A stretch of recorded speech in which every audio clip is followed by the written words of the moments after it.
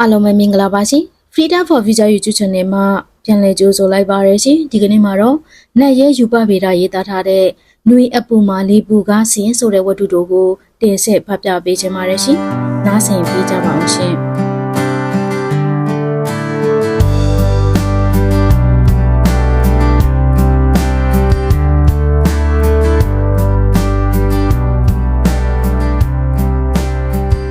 နွေအပူမာလေးပူကားစင်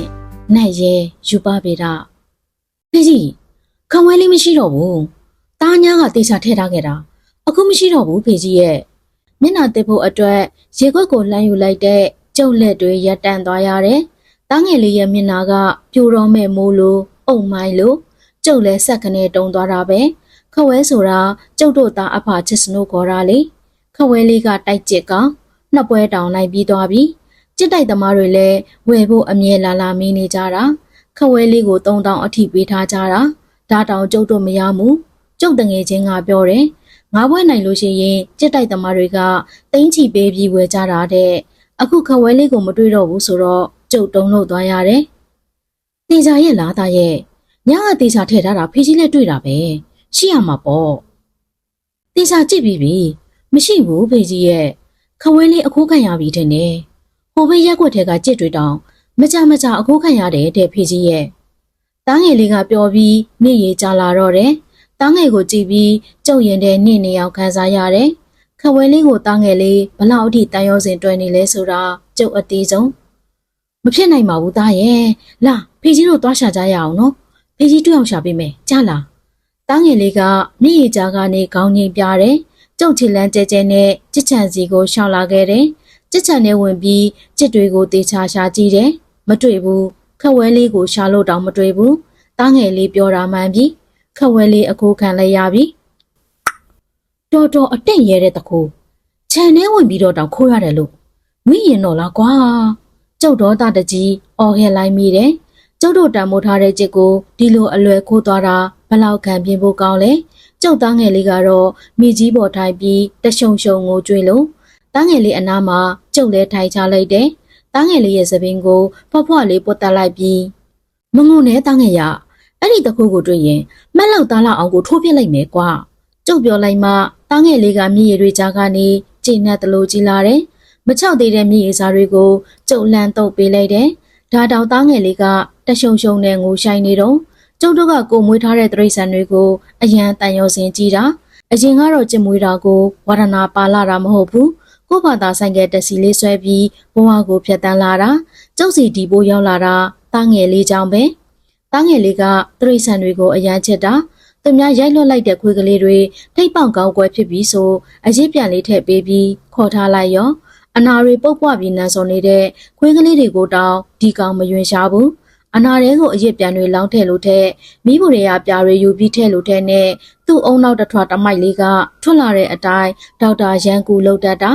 ဟိုတခါကလည်းခွေးလေးတစ်ကောင်ခြေထောက်နာနေတာကိုသူ့အမေရဲ့ပယုတ်စီတွေယူလိမ့်ပေးတာတပူးလုံးကုံရောလေသူ့အမေလက်ချင်းနဲ့အရိုက်ခံရတာတောင်ဒီကောင်အပြုံးမပြတ်ဘူးတားငယ်လေးကတော့ပေပေတေတေလေးဆိုပေမဲ့စိတ်ထားနူးညံ့နဲ့တခုခုဆိုကူညီကျင်လိုက်တာလဲလွန်ရောတခါကခြံဝမှာလာတောင်းတဲ့မိမတယောက်ကိုသူ့အမေရဲ့ထမိန်အသက်စစ်စစ်ကြီးကိုယူပြီးပေးလိုက်တာများရည်ရည်ရောရောပဲအဲ့ဒီထမိန်ကသူ့အမေလာဘေးနဲ့ယူထားတာလေအကျွေးတောင်မကြေသေးတော့ဒီကောင်အစော်ခံရရောပေါ့သူ့အမေရိုက်လို့ဒီမျက်စိတစ်ချောင်းကုံတာတောင်အတန်တစ်ချင်မှမထွက်ဘူးမနေနိုင်လို့ကြုတ်ဝင်ဆွဲတော့ဘာပြောရဲမှတ်လဲထမိန်လေးတစ်ထည့်ပေးလိုက်တာများအကုန်ပေးလိုက်တာကြနေတာပဲခုတော့ဒီမျက်စိတစ်ချောင်းဆုံးသွားပြီမဟုတ်လားဖုန်ကြီးเจ้าမှသွားလို့ရင်ကုတော့တောင်ရအောင်မယ်တဲ့လေသူ့အမေဆိုဒေါသထွက်လွန်းလို့တဆက်ဆက်တုံနေရောအရိုက်ခံရလို့အတန်တချင်းမထွက်တဲ့ကောင်ကသူကူပေးထားတဲ့ခွေးကလေးတစ်ကောင်တေသွားတော့ငူလိုက်တာများပြပြီးတော့တနေ့လုံးထမင်းလုံးဝမစားပဲငိုင်တိငိုင်တိုင်းတာနေတော့တာအဲ့ဒီလောက်အထိကိုတရိษံတွေချစ်တတ်တာရက်ွက်ထဲမှာလဲတားငယ်လေးနဲ့မတိတဲ့သူမရှိဘူးဒီကောင်ကကူညီတတ်တော့အားလုံးချစ်ကြတယ်အဲ့ဒီလိုလူချစ်လူခင်ပေါ်လို့လဲကြက်ကလေးနှစ်ကောင်ပါလာခဲ့တာပေါ့ဘသူပေးလိုက်လဲတော့မသိဘူးကြက်ကအထီးနဲ့အမတစုံမမွေးပါနဲ့လို့ပြောတော့သူ့ကြက်ကရိုးရိုးကြက်မဟုတ်ဘူးတိုက်ကျက်တယ်လေသူ့အမေကတော့ခါခါတီးတီးပဲဒီတော့ဒီကောင်ထမင်းမစားပဲဆန်ထားပြတော့တယ်ကျုပ်ကတော့သားအမိနှစ်ယောက်ရဲ့လွန်ဆွဲပွဲကိုဒီအတိုင်းပဲကြည်နေလိုက်တော့တယ် ဒီကောင်နေနိုင်ပေမဲ့သူ့အမေကမနေနိုင်ဘူးနောက်ဆုံးတော့ခွင့်ပြုလိုက်ရောပေါ့အစကတော့ဒီဝါဒနာကတားငယ်တယောက်တည်းပါလာသလားလို့ပေါ့တဖြည်းဖြည်းနဲ့ကျုပ်လဲဝါဒနာပါလာတယ်တက္ကစီဆွဲပြီးအပြန်ဆိုဒီချစ်ကလေးတွေစီပဲပြေးကြည့်မိတယ်ချစ်ကလေးနှစ်ကောင်ကလည်းကြီးလာလိုက်တာအယောင်သွေးဆုံဆုံနဲ့သူ့အမေဆိုလဲဆန်လေးလက်တဆုပ်လောက်အမြဲကျဲပေးနေတာဒီချစ်လေးနှစ်ကောင်ကိုကျုပ်တို့မိသားစုတန်ရောစင်တွဲလာရောကျမကဥတွေစာဥတော့တားငယ်လေးအရန်ပြောနေတာချစ်ကလေးတွေရတော့မယ်ဆိုပြီးပျော်နေလိုက်တာကြည်နူးစရာအတီးဒီလိုနဲ့ကျစ်နှကောင်ကိုအစားပြုပြီးပွားလာလိုက်တာကျုပ်တို့အိမ်ဘေးမြေကွက်လန့်မှာကြစ်ချံသေးသေးလေးစောက်ထားရတဲ့အထိတားငယ်လေးပြောတဲ့အတိုင်းကျစ်တွေကတိုက်ကျစ်မျိုးပြ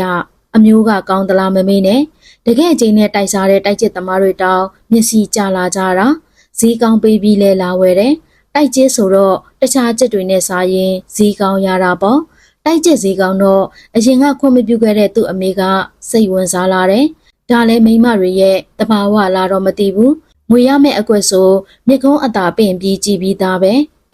သူ့အမေကရောင်းခြင်းပေမဲ့ဒီကောင်ကမရဘူးသူ့ချစ်ကလေးတွေကိုရောင်းမယ်လို့ပြောရင်တစ်နေ့လုံးထမင်းမစားစကားမပြောဘဲစံတာပြတာလေကျုပ်တငယ်ချင်းတယောက်အိမ်ကိုရောက်လာတာကစပြီးဒီပိုးကတားငယ်လေးနဲ့ကျုပ်စီကူးဆက်သွားတော့တာပဲကျုပ်တငယ်ချင်းကပြောတယ်တိုက်ချစ်ကိုဒီအတိုင်းထားရင်ကြစ်တုံသွားတတ်တယ်တဲ့ဒီတော့ခွက်လက်ပေးရတယ်တဲ့ကျုပ်ကလည်းအခုမှတိုက်ချက်မွေဘူးတော့မတီးဘူးခွက်လက်ပေးပြီးတိုက်ကြည့်လို့တပွဲတက်နှစ်ပွဲတက်ဆိုတိုက်ချက်ဈေးကကိုပါဇက်ထဲမှာဆိုပဲတကယ်ကြက်တိုက်သမားတွေကကိုသမျှဈေးပေးဝယ်တဲ့ပြဒီတော့တိုက်ချက်ပေါ်ထားတဲ့ကျုပ်သဘောထားတွေပြောင်းလာတယ်ကျုပ်တငယ်ချင်းကသူ့ချစ်ကိုယူလာပြီးကျုပ်ချက်နဲ့ခွက်လက်ပေးတယ်နှစ်ချက်လောက်ပဲခွက်ရသေးတယ်သူ့ချစ်ပြေးသွားရောဗျာကျုပ်ချစ်ရဲ့ခွက်ချက်ကပြင်းလိုက်တာလွန်ရောကျုပ်သားငယ်လေးဆိုသူ့ချစ်နိုင်လို့ပြောနေလိုက်တာချစ်ခွက်လက်ပေးပြီးဒီအတိုင်းမထားဘူးဗျရေထိုးလက်ပူတိုက်လုပ်ပေးတယ်ပြီးတော့ချစ်ကိုချွဲထုတ်ပေးတယ်ကျုပ်တငယ်ချင်းလုပ်ပေးနေသမျှကျုပ်သားနဲ့ကျုပ်ထိုင်ကြည့်နေမိတယ်တခါမှတ်မိသွားရင်နောက်တစ်ခါဆိုသူများကိုလှုပ်ခိုင်းစရာမလိုတော့ဘူးလေကိုယ်တိုင်လှုပ်ယုံပေါ့ဒီလိုနဲ့တိုက်ချစ်ပိုးကကျုပ်တို့သားအဖစီချီနှင်းဝင်ရောက်လာတော့တယ်ကျစ်ဖလေးတွေကိုကြတော့ကောင်းကောင်းပြုစုရတယ်ညရောက်လို့အိတ်တန်းတက်ပြီးဆိုကျစ်ဖတွေကိုတကောင်ချင်းစီအစာအထက်ကျွေးတယ်ကျွေးတာကကြတော့စပားနဲ့ဆန်ကိုရောကျွေးတယ်ဒီအတိုင်းမြေမှာချကျွေးရင်ကျင့်နှုတ်သီးနာမှာဆိုလို့ဘူးကွန်အလွတ်တစ်ခုမှာအဝတ်ဟောင်းကိုပတ်ပြီးအစာတင်ကျွေးရတယ်ကျက်အတောင်တွေခြေထောက်တွေကိုနှိမ်နေပေးရတယ်ကျုပ်မိမကတော့တိတ်မကြည့်ခြင်းဘူးကျက်တွေနဲ့ပဲအလုံးရှုံနေတဲ့ကျုပ်တို့သားအဖကိုမြစ်ဆောင်တချီချီနဲ့ပေါ့ကျုပ်သားကြီးကတော့ကျက်ကိုရောင်းလို့တောင်မလဲကြည့်ဘူးကျုပ်တို့သားအဖနှစ်ယောက်သားပဲဒီတိုက်ကျက်တွေနဲ့လုံးချလိုက်နေလေတော့တယ်နှင့်အခုတလောတက်စီဆွဲရတိတ်အစင်မပြေဘူးမြို့သေးသေးလေးမှာတိုးလာလိုက်တဲ့ဆိုင်ကယ်တွေကအများကြီးတအိမ်ကိုတောင်2စီး3စီးရှိလာကြပြီကျုံမှာတော့ရှိနေတဲ့ဆိုင်ကယ်အစုပ်လေးနဲ့ပဲရလို့ရညာတက္ကစီဆွဲရတယ်တက်စီဆွဲတဲ့ဆိုင်ကယ်သမားတွေလည်းအများသာကိုပုတ်တဲ့နဲ့ကိုမို့သာတစ်နေ့4-5,000ရအောင်မနေဟဲနေရတာအများဆုံးရတဲ့နေ့ဆို9,000-8,000လောက်ပေါ့နေဝေးကိုအော်ဒါပါသွားရင်1,000လောက်တော့ရတယ်ဒါပေမဲ့ရတဲ့ငွေကဆိုင်ကယ်ပြင်လို့ကုန်တာနဲ့ပဲတိတ်အဖက်မတင်မိဘူးဆိုင်ကယ်ကကြာပြီဆိုတော့အမြဲတမ်းပြင်နေရတယ်ပြည့်အစဉ်ပြင်ခနာဆိုတဲ့စကားလိုပဲအမြဲပြစ်နေပြီးပြင်လိုက်တော့လဲခဏလေးပဲခံတယ်ဆိုင်ရောက်ပြန်ရောဆိုင်ကယ်လေးလဲထုတ်ချင်ပေမဲ့လက်ထဲမှာလဲငွေပုံငွေရှမ်းမရှိတော့ခဲ့တာခုတလောကျုံမိမကတော့တော်တော်လေးတွစ်ချေကိုင်းနေတယ်ကြောက်တက်စီဆွဲတာတိတ်မရပေမဲ့ကြစ်ရောင်းရတဲ့ငွေနဲ့ကာမိနေလို့သားပဲတိုက်ကျစ်မျိုးမို့လာဝဲကြတာကျစ်မရန်တကောင်ကို9,000-6,000ရတယ်ကျစ်ဖကြတော့မရောင်းဘူးကျမဆိုတော့မျိုးပွားလာပြီးအများကြီးဖြစ်လာရင်အစာဘိုးနဲ့အကုန်ကြများမှာဆိုတယ်ကိုကစီးပွားပြည့်မွေးတာမဟုတ်တော့အများကြီးလည်းမမွေးနိုင်ဘူးဒါကြောင့်စုစုပေါင်းအကောင်30လောက်ရှိသေးတယ်ကျစ်မကများတယ်ကျစ်ဖကြတော့10ကောင်လောက်ပဲပါတယ်ခွေးဆွဲတာတွေလည်းရှိတော့တိတ်အဖက်မတင်ဘူးကျစ်ဖကကြတော့ဈေးကောင်းရတယ်အလက်စားတစ်ကောင်ကို1,000ပေးနေပြီဒါတောင်ခွက်လက်တစ်ခါပေးပဲရှိသေးတာခွက်လက်3ကပေးပြီးလို့တပွဲနိုင်ရင်2,000ဒါတောင်ကျုံမရောက်ဘူးကျုပ်ကကြက်မွေးပြီးရင်တန်ရောစင်ကြီးတယ်ဗျကျုပ်တို့သားအဖကကြစ်ကိုယူယူရရနဲ့ပြူဆိုတာမျက်စိအောက်အပြောင်မခံနိုင်အောင်ချစ်တာဟိုသားအမိကကြတော့ဒီလိုမဟုတ်ဘူးကြစ်ကိုအစာတစ်ခါကျွေးရင်ကန်ကောင်းအိမ်ထဲကြစ်ဝင်ရင်နီးတာနဲ့ဆွဲပြီးပြစ်တာကြစ်လာဝဲတဲ့အတန်များကြားလို့ကတော့အချိုးကိုပြောင်းသွားရောကြစ်ဖတွေဈေးကောင်းရပြီဆိုရောင်းချင်ကြတာပဲကျုပ်ကကျုပ်လက်နဲ့ပြုစုထားတဲ့ကြစ်ကိုသူများကိုမရောက်ခြင်းဘူး ဒါကြောင့်ကျမကိုရောင်းခိုင်းပြီးကျစ်ဖကိုချမ်းသာပေးလို့ပြောထားရတယ်။ဒါတောင်သိမကြည့်ခြင်းသေးဘူး။ဈေးကောင်းရတော့ကျစ်ဖကိုမြစ်ဆောင်ထိုးခြင်းသေးတယ်။တကယ်မလွယ်တဲ့မိန်းမပြောမဲ့တာပြောရတယ်။ကျုံမိန်းမကိုလည်းတနာတာဗျ။အရင်ကပြည့်ပြည့်စုံစုံနေလာခဲ့သမျှအခုကျင်းနဲ့ကြက်တဲ့ရောက်လာတော့သူလဲငွေရနိုင်မဲ့နီလန်းတွေကိုကြံဖန်တွင်းမိတယ်တင်ပါ။ခြံထဲကထွက်တဲ့အသီးနှံလေးတွေဆိုလဲဟင်းရွက်ရောင်းတဲ့သူတွေကိုဖောက်တဲ့သွင်းကျက်လာဝယ်ရင်ကြေရောင်းလို့ရလာတဲ့ငွေကလည်းလက်ထဲမှာကြာရှည်ခံတာမှတ်လို့နေမြင်ညပြောင်းဆိုသလိုပဲအိမ်ရက်ဝေယဝယ်စာမှတ်သမျှကျုံမိန်းမပဲဖြည့်ရှင်းနေခဲ့ရတာအခုတလောမိန်းမလည်းမျက်နာမကောင်းလာဘူးငွေရေးကြေးရဲကြက်တယ်မှုကကျုပ်တို့စီရွှေလျားလာတော့ဘာလို့ရမှန်းတောင်မသိတော့ဘူးဒီကြားတဲ့တက်စီကလည်းတိတ်ဆွဲလို့မကောင်းဟိုဘက်လန်ထိတ်ကမတ်ရွှေကြီးကလည်းအိမ်ကိုခက်ဆိတ်ဆိတ်လေးဝင်ထက်လာတော့ကျုံတီလိုက်ပြီးကျုံမိန်းမအကျွေးယူထားမိပြီးမတ်ရွှေကြီးကငွေမျက်နှာကလွဲပြီးဘာကိုမှကြည့်တတ်တာမဟုတ်ဘူးဒီတော့အကျွေးဘယ်လောက်ရှိလဲလို့ကျုံမိန်းမကိုမေးကြည့်တယ်9000တဲ့အတိုးမပါပဲအကျွေးက9000တောင်းတဲ့တက္ကစီဆွဲလို့မှတစ်နေ့9000ရရင်ကံကောင်းအခုဒီငွေ9000ကိုကျုပ်ဘယ်လိုရှာရမလဲကျုပ်တို့မှပိုရှန်လို့စုမိဆောင်မိတယ်ဆိုတာမရှိဘူးအချင်းအကျက်တွေကဘေးတိုက်နံတိုက်ရွှေလျားလာတော့ကျုပ်တို့လက်မယားနှစ်ယောက်ခေါင်းခဲရပြီမတ်ရွှေကြီးကတပတ်ရဆိုင်ပေးထားတဲ့တပတ်ပြည့်လို့မှမပေးနိုင်ရင်မတ်ရွှေကြီးကိုကျုပ်တို့ဘလို့ရင်ဆိုင်ရမလဲစဉ်းစားမိတိုင်းကျုပ်ကောင်းမှသပင်ဖြူတွေများလာသလိုပဲ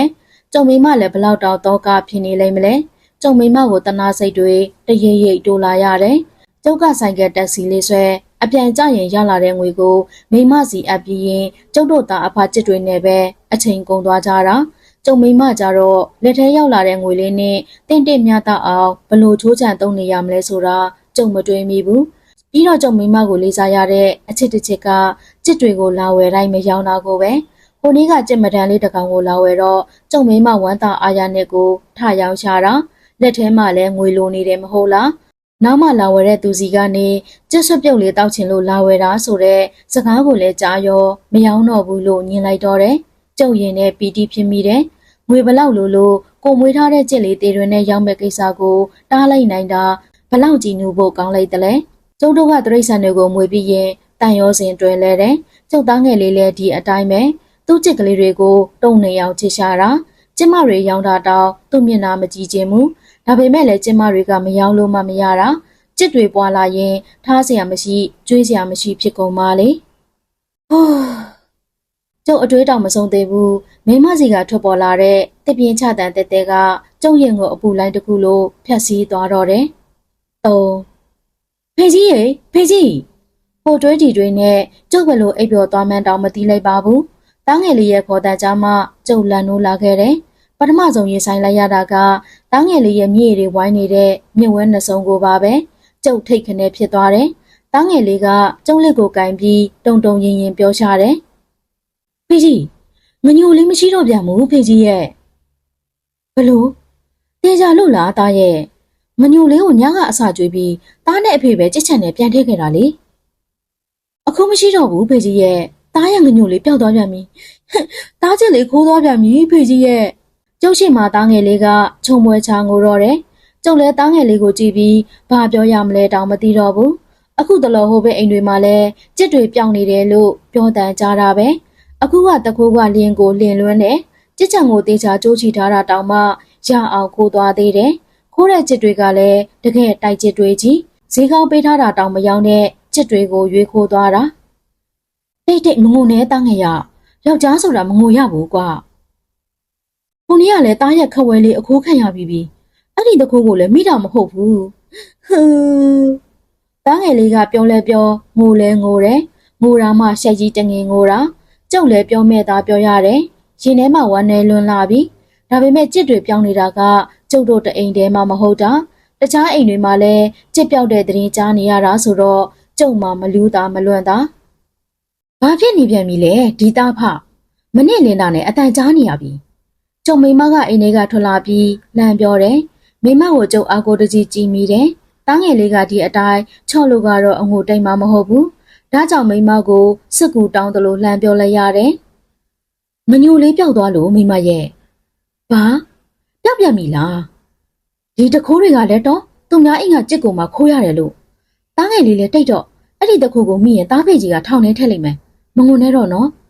ကျုံမိမကဒေါသတကြီးအော်ပြောပြီးတားငယ်လေးကိုချော်တယ်ဒီတော့မှတားငယ်လေးကငိုရှိုက်ရင်ကောင်းနေရှာတယ်ဒါပေမဲ့ဝမ်းနဲ့တကြီးရှိုက်နေတော့ပြီးမှရှိုက်တန်တက်တက်လေးနဲ့ကျုပ်ကိုလှမ်းခေါ်တယ်ဖေကြီးပြောလေတာငါသားလေးနဲ့ငိုရလွန်လို့ပြင်ပန်းနေပြီဖေကြီးနားကိုလာပါအောင်တားရဲ့တားငယ်လေးကိုပွေချပြီးကျုပ်ပေါင်ပေါ်မှာထိုင်ခိုင်းလိုက်တယ်ပြီးတော့ပါးပြင်ပေါ်ကမချောက်သေးတဲ့မြေစာလေးတွေကိုလှမ်းတုပ်ပေးလိုက်တယ်မိကြီးပြောသလိုတခိုးကိုထောင်နေထက်ရင်ဘာဖြစ်လဲရင်ဖေကြီးထောင်ကြရင်လွတ်လွတ်လပ်လပ်မနေရဘူးပေါ့တာရဲ့ထောင်ဆိုတာလူဆိုးတွေကိုဖမ်းပြီးထဲတာပေါ့ဒီချစ်ချန်လေးလိုအခန်းချင်းချင်းလေးထဲမှာနေရတာဒါဆိုခဝဲလေးနဲ့ငညိုလေးကိုခိုးသွားတဲ့တခုကိုထောင်ချပြစ်တော့ဖေကြီးဒါမှသားကျင်လေးတွေကိုနောက်ထပ်မခိုးမှာအင်းပေါ်တာရဲ့နောက်တစ်ခါမခိုးအောင်ဖေကြီးထောင်ချပြစ်မယ်နော်ကျုပ်ပြောလိုက်တော့မှတားငယ်လေးကမြေအစားတွေကြားကနေပြုံလာတယ်ဒီတော့မှကျုပ်လည်းတပြင်းချနိုင်တော့တယ်တားငယ်လေးကသူ့ချစ်ကလေးတွေကိုအဲ့ဒီလောက်အထီကိုတန်ရောစင်ကြည့်ရှာတာမဖြစ်တော့ဘူးနောက်ဆိုချစ်ချန်ကိုတေချာဆောင်ကြံမှဖြစ်တော့မယ်မဟုတ်ရင်လင်းလွန်းတဲ့တကိုးတွေကြောင့်ချစ်ချန်လေးလုံးပါရကြီးရဲ့လေဒီနေ့နိုးထလာတဲ့မနစ်ခင်းကပို့6သွေးနေတယ်လို့ပဲမိဖို့ထဲမှာချစ်ပြုံးနေတဲ့ကျုံမိန်းမအတန်လည်းမကြားရဘူးစကားများလွန်းတဲ့တားငယ်လေးရဲ့အတန်လည်းမကြားရဘူးအဲ့ရတဲ့ကနေကျုပ်ထလာခဲ့တယ်မျက်နှာတက်ဖို့အတွက်ခြံတောက်နာကရေရွနာကိုရှောက်လာခဲ့တယ်အဲ့ဒီမှာတရှုံရှုံနဲ့ငိုနေတဲ့ကျုပ်သားငယ်လေးကိုတွေ့လိုက်ရတာပဲတားငယ်လေးကရေရွအနာမှာကျုံလေးထိုင်လို့နှက်တွေတောင်ထွက်ပြီးတရှုံရှုံငိုနေရှာတယ်ကျုပ်ရင်နဲ့ထိတ်ကနေဖြစ်သွားရပြန်တယ်တားငယ်လေးဘာဖြစ်ပြန်တာလဲသူ့အမေရိုက်လို့များလားသူ့အမေရိုက်တိုင်းတားငယ်ကဒီနေရာလေးမှာလာငိုတတ်တာ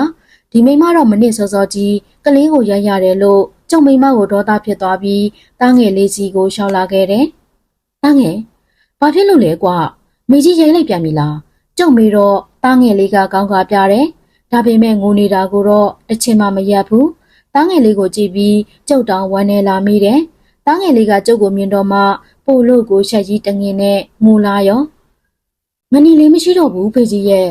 တားငယ်လေးရဲ့စကားကိုကြားတော့ကျုပ်ထိုင်ချမိလျက်သားဖြစ်သွားတယ်။ခဝဲလေးနဲ့ငညိုလေးပျောက်သွားတာမှမကြသေးဘူး။ဒီနေ့ငနီလေးမရှိတော့ပြန်ဘူးတဲ့။တေချာရဲ့လားတားရဲ့တိတိကျကျရှာကြည့်ပြီးပြီလား။တားငယ်လေးကမျက်ရည်ကြားကခေါင်းငိမ့်ပြတယ်။ကျုပ်ဒေါသတွေစူဝဲသွားတယ်။ကျုပ်ကျစ်တွေကတိုက်ကျက်မှန်းတီလို့တမင်ခိုးသွားတာ။ခဝဲလေးကိုဆို3000ပေးထားတာ။ငနီလေးကြတော့တပွဲပဲနိုင်သေးလို့2000ရနေပြီ။ဒါတိလို့ကိုတမင်ခိုးသွားတာ။ကျုပ်တို့အိမ်ကတိုက်ကျစ်တွေကိုမှ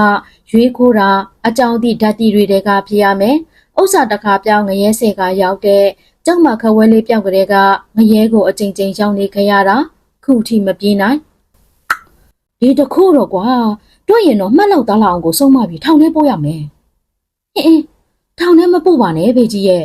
။ကျုပ်စကားအစုံတားငယ်လေးစီကနေအလံတကြားနဲ့အတန်ထွက်လာတယ်။ကျုပ်အံ့ဩသွားတယ်။သူ့ချစ်လေးအခုခံရလို့ချက်ကြီးတငင်ငိုကြွေးနေခဲ့တာအခုကြပြန်တော့ချစ်ခိုးတဲ့တခိုးကိုထောင်မချပါနဲ့တဲ့တားငယ်လေးကိုကြည့်ပြီးကျုံနားမလည်နိုင်အောင်ဖြစ်သွားတယ်။ဘာဖြစ်လို့လဲတားရဲ့အဲ့ဒီတခိုးကိုမတွေ့တွေ့အောင်ချပြီးထောင်ချပြေးရမှာပေါ့ကွာဒါမှနောက်ထပ်ချစ်တွေလာမခိုးမှာဟင်းထောင်မချပါနဲ့နော်ဖေကြီးတားမငိုတော့ပါဘူးဖေကြီးရဲ့ကျုပ်ပြောလိုက်တော့တားငယ်ကအလန့်တကြားခေါင်းခါပြတယ်ပြီးတော့မျက်နှာပေါ်စီးကျလာတဲ့မျက်ရည်တွေကိုကမန်ကရန်တုပ်ပြလိုက်တယ်။တားငယ်လေးကိုကြည့်ပြီးကျုံနားမလဲနိုင်အောင်ဖြစ်သွားမိတယ်။ထောင်မချချင်ရင်တားရဲ့ချစ်ကလေးတွေကိုလာခိုးအောင်မှာပေါ့တားရဲ့အဲ့ဒီတခုကိုထောင်ချပြရမယ်။ဒါဆိုဖေကြီးထောင်ချသွားမှာပေါ့ဖေကြီးရဲ့တိုးလျလျစကားတခွန်းနဲ့အတူချက်ကြီးတငင်ကိုချလိုက်တဲ့တားငယ်လေးကိုကြည့်ပြီးကျုပ်သွေးပြက်သွားမိတော့တယ်။ကျုပ်ပါဆက်အဟောင်းသားနဲ့တိတ်ဆိတ်သွားမိတာအကြာကြီးကျုပ်မှပြောစရာစကားလုံးတွေစွန့်အားနေမိပြီးရင်ထဲမှာစုံနေနာကျင်လာတယ်။ညကကြက်ချန်ထဲမှာအတန်ကြလို့တားထကြည့်တော့ငနီလေးကိုဖေကြီးဖမ်းသွားတာမြင်လိုက်တယ်။ဒါဆိုဖေကြီးထောင်ကြမှာလားယင်။ဖေကြီးထောင်ကြရင်တားအရန်လွမ်းနေမှာ။ထောင်မကြပါနဲ့နော်ဖေကြီး။တားမငိုတော့ပါဘူးဖေကြီးရဲ့။နှွေကောင်းကောင်းမှာမိုးချိုးပစ်ချလိုက်တယ်လို့ကျုပ်ကောင်းတဲ့နာကျင်မှုမိုက်သွားရတယ်။အကျွေးတွေဆက်ချင်လို့မိမနဲ့ကျုပ်တိုင်ပင်ပြီးကြစ်တွေယူရောင်းခဲ့မိတာတားငယ်လေးတည်ရင်ဝမ်းထဲမှာဆိုလို့တခိုးခိုးတယ်လို့ပြောမိနေပေမဲ့ကျုပ်ရင်နဲ့ဘလောက်နာကျင်အောင်မြင်ခဲ့ရတယ်အခုတော့တားငယ်လေးကသူ့ကြစ်ပြောက်သွားတာတဲ့ကျုပ်ထောင်ကြမှာကိုတွေးကြောက်နေရှာတဲ့လား ကျုပ်ရင်တွေအစိမ့်စိမ့်အမော်မွားကွက်ထွက်ကုန်ပြီထင်ပါရဲ့ဖေကြီးထောင်ကြရင်သားအရန်လွမ်းနေမှာထောင်မကြပါနဲ့နော်သားမငိုတော့ပါဘူးဖေကြီးရဲ့သားငယ်လေးစကားတခွန်းကိုငိုပြီးအထက်ထက်အခါခါပြောနေခဲ့တယ်သားငယ်လေးရဲ့အရှိမကျုပ်ဟာအပြစ်ရှိသူလို့ငုံငုံငိုင်းငိုင်းနဲ့ຫນွေကအခုမှပို့ပြီးပူလာသလိုပါပဲလားထပ်ဆင့်တိုက်ခတ်လိုက်တဲ့လေတွေကလည်းခါတိုင်းထက်ပူပြင်းလို့ကျုပ်ရင်တွေလည်းတဆစ်ဆစ်နာကျင်နေခဲ့ပြီးအခုနေများမဟာပထဝီနေကြီးကထွက်လာပြီးကျုပ်ကိုဆုပ်ယူဝါမျိုးသွားစေခြင်းပါရဲ့နိုင်ရဲယူပပေတာရွှေအမြူတေရုပ်ဆောင်မဂ္ဂဇင်းဇန်နဝါရီ2015